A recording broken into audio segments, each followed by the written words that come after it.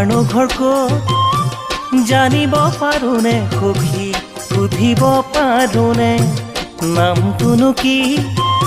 মিছাকৈ নকবা সখী সুধিছো মৰমেৰে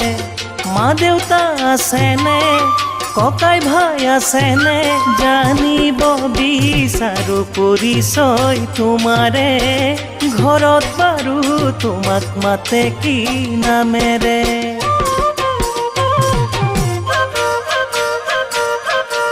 পঢ়ি আছা ক'ত কলেজত নে স্কুলত সখী জানিবলৈ দিবানে পঢ়া সামৰি তুমি যদি কিবা কৰি আছা ক'ত বাৰু কেনেকে তুমি বাৰু বয়সত মোতকৈ সৰু নে জন্মদিন তোমাৰ বাৰু কেতিয়া ক'বানে ইমান ধুনীয়াকৈ কোনে সৰজিলে